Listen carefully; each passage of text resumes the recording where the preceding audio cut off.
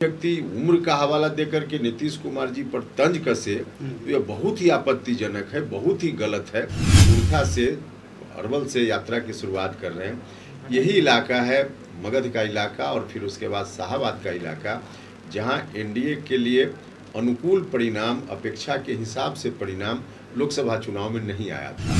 बिहार के अन्य हिस्सों से जो फीडबैक आएगा उसको लेकर के समेट करके एनडीए की रणनीति इलाका वाइज अलग अलग विधानसभा चुनाव के लिए हम बनाएंगे, ताकि कुछ भी यात्रा कर लें उससे उनको कोई लाभ होने वाला नहीं है। वो धीरे धीरे सिमट रहे हैं, सिमट जाएंगे और विधानसभा का चुनाव आने दीजिए। 2010 में जो उनके खाते में चीज़ें आई थी उससे ज़्यादा इस बार अगले विधानसभा चुनाव में नहीं आने वाला है। नमस्कार, मैं हूं चंद्रशेखर और आप देख रहे हैं आगाज फर्स्ट न्यूज। देखिए, नेता प्रतिपक्ष तेजस्वी यादव कुछ दिन पहले संवाद यात्रा पे निकले थे, कार्यकर्ताओं से दर्शन करने के लिए निकले थे और अब राष्ट्रीय लोक मोर्चा के राष्ट्रीय अध्यक्ष उपेंद्र कुशवाहा भी जो है आज से यात्रा पे निकले हैं। शाहाबाद के क्षेत्र में जाएंगे, मगध और शाहाबाद के क्षेत्र में जो है यात्रा की आज शुरुआत करेंगे।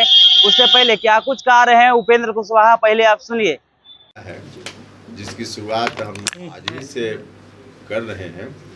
हम अभी पटना से निकल कर जाएंगे अरवल कुर्था, जहां जगदेव बाबू का स्मारक है, वहां सर झुकाएंगे, उनका नमन करेंगे और वहीं से यात्रा की शुरुआत करेंगे। यह यात्रा क्रमवार तरीके से बिहार के विभिन्न जिलों में, सभी जिलों में होगी, तो लेकिन चरणवार यात्रा होगी। अभी फर्स्ट फेज में हमने जो कार्यक्रम बनाया है उसके हिसाब से अरवल, औरंगाबाद, रोहतास और भोजपुर 4 जिला का है।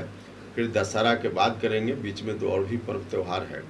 तो मुझको लगता है कि 2 से ढाई महीना में पूरे बिहार की यात्रा पूरी होगी। सर, क्योंकि इस बार जब लोकसभा चुनाव हुआ तो दक्षिण बिहार में देखने को मिला जिधर आपकी यात्रा है उधर ही एनडीए को ज़्यादा नुकसान हुआ, तो आपको लगता है कि उधर ही मजबूत ज़्यादा करने की जरूरत है? हाँ, देखिए, इसलिए आप देख रहे होंगे कि हम हमेशा पहले भी हमने यात्रा की है और जब जब यात्रा की है अधिकांश बार हमने चंपारण के इलाका से यात्रा की शुरुआत की है। इस बार हम जानबूझकर कुर्था से अरवल से यात्रा की शुरुआत कर रहे हैं। यही इलाका है मगध का इलाका और फिर उसके बाद शाहाबाद का इलाका, जहां एनडीए के लिए अनुकूल परिणाम, अपेक्षा के हिसाब से परिणाम लोकसभा चुनाव में नहीं आया था। तो क्या कुछ कमी रह गई, नहीं रह गई, उसके आधार पे हम वहाँ लोगों से विमर्श करेंगे, साथियों से, पार्टी के साथियों से, एनडीए के साथियों से और आम जनता से भी। और स्वाभाविक रूप से जो भी कुछ कमी रही होगी उन कमियों को आगे दूर करते हुए और बिहार के अन्य हिस्सों से जो फीडबैक आएगा उसको लेकर के समेट करके एनडीए की रणनीति इलाका वाइज अलग अलग विधानसभा चुनाव के लिए हम बनाएंगे, ताकि हर जगह मजबूती से एनडीए की जीत दर्ज हो सके।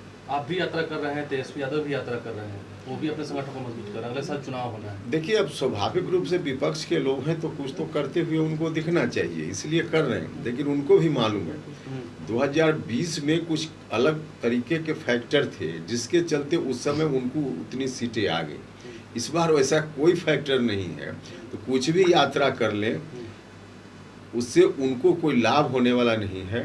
वो धीरे धीरे सिमट रहे हैं, सिमट जाएंगे और विधानसभा का चुनाव आने दीजिए। 2010 में जो उनके खाते में चीज़ें आई थी उससे ज़्यादा इस बार अगले विधानसभा चुनाव में नहीं आने वाला है। मुकेश सहनी ने कहा है कि सीएम नीतीश कुमार को रिटायरमेंट ले लेना चाहिए, अब उम्र भी हो गया है, उनका काम बिहार में। देखिए, इस तरह की बात जो लोग भी करते हैं समझ लीजिए कि बिहार के विकास के विरोधी लोग हैं। हमने सुना है जेडीयू के अंदर से भी यह बात उठी है। यह बहुत ही आपत्तिजनक है। नीतीश कुमार जी का योगदान पूरे बिहार के लिए इतना ज़बरदस्त योगदान है कि उनकी सेवा की अभी आगे बहुत ज़रूरत है और नीतीश कुमार जी दिन रात मेहनत कर रहे हैं। अभी भी कोई नौजवान कितनी मेहनत करेगा, नीतीश कुमार जी उससे ज़्यादा मेहनत कर रहे हैं। हमेशा किसी जिला में जाकर के समीक्षा करना, लोगों के बीच काम करना, तो उनकी ज़रूरत है, काम कर रहे हैं।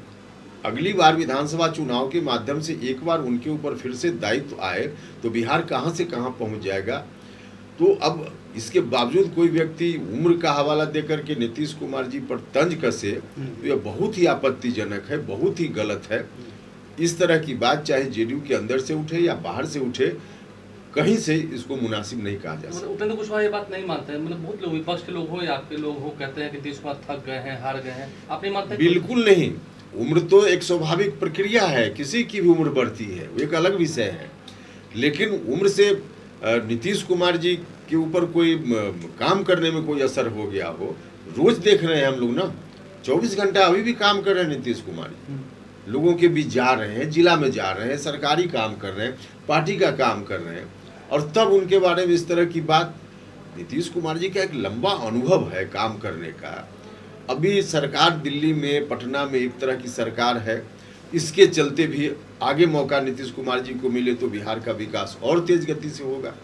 तो अभी ज़रूरत है नीतीश कुमार जी को फिर से मौका मिले इस बात की, न कि कोई व्यक्ति उम्र का हवाला दे करके उनको रिटायर होने की बात करे, तंज कसे, यह बहुत ही ऑब्जेक्शनेबल है। तो आपने सुना, उपेंद्र कुशवाहा साफ तौर पे कहते नजर आ रहे हैं कि जिस प्रकार से लोकसभा चुनाव में एनडीए को जो परिणाम चाहिए था, वो परिणाम मगध और शाहाबाद के क्षेत्र से नहीं आ पाया था, उसको कैसे पूर्ति किया जाए, इस विषयों पे चर्चा करने के लिए जो है हम वहां से यात्रा की शुरुआत कर रहे हैं। इससे पहले हम पूर्वी चंपारण से जो है यात्रा की शुरुआत करते थे, लेकिन इस बार जानबूझ के वहां से यात्रा की शुरुआत कर रहे हैं। जगदानंद बाबू के प्रतिमा पे माल्यार्पण करेंगे, उसके बाद वहां से यात्रा की शुरुआत करेंगे, कार्यकर्ताओं के बीच जाएंगे, पार्टी दफ्तर जाएंगे और एनडीए के सहयोगी जो हैं उनसे बात करेंगे कि कहां लोकसभा चुनाव में कमी रह गई थी। जब उनसे सवाल किया गया कि नेता प्रतिपक्ष तेजस्वी यादव भी यात्रा पे निकले हैं, तो इस पे भी उपेंद्र कुशवाहा कहते हुए नजर आ रहे हैं कि वो नेता प्रतिपक्ष है, उनको कुछ ना कुछ करते रहना चाहिए, लेकिन 2020 में जो उनको परिणाम मिला था वो मिलने वाला नहीं है, क्योंकि 2020 का फैक्टर कुछ और था और एनडीए जो है अभी पूरी तरीके से मजबूत है, इसलिए 25 में भी एनडीए की ही जीत होगी। इस प्रकार के खबरों से लगातार अपडेट कराते रहेंगे, आप देखते रहिए आगाज फर्स्ट न्यूज।